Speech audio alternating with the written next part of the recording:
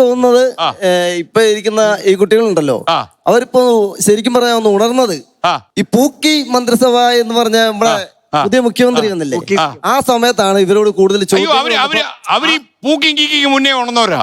അതെ, അതല്ല പറഞ്ഞത്. ഇപ്പൊ കുറച്ചുകൂടി യങ്സിനെ കയ്യിലെടുത്തത് അദ്ദേഹം വന്നിട്ട് ശേഷമാണെന്ന് എന്ന് ആണ് തോന്നുന്നത്. അതെ, അന്തിച്ചർച്ചകളിൽ രാഷ്ട്രീയ താല്പര്യമുള്ളവര് ആണ് കൂടുതൽ ഈ ചർച്ചകൾ കാണുന്നത്.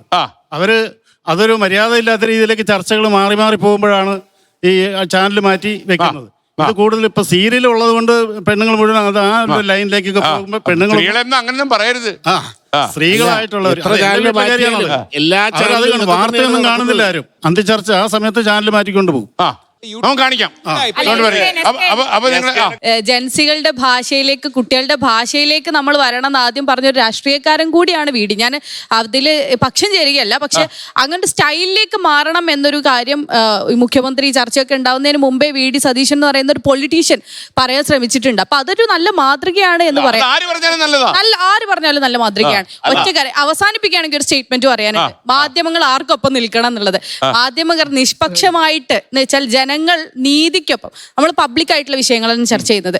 പബ്ലിക്കായിട്ട് ജനങ്ങളുടെ നികുതി പണം കൊണ്ട് റൺ ചെയ്യുന്ന ഒരു ഗവൺമെന്റിനെ കുറിച്ച്, നാടിനെ കുറിച്ച് നമ്മൾ ചർച്ച ചെയ്യാണ്. മാധ്യമങ്ങൾ ഞങ്ങൾക്ക് ആർക്കും ഒപ്പം നിൽക്കണ്ട, നീതിക്കൊപ്പം നിൽക്കണം, ജനങ്ങൾക്കൊപ്പം നിൽക്കണം. അങ്ങനെയാണെങ്കിൽ ഇതെല്ലാവരും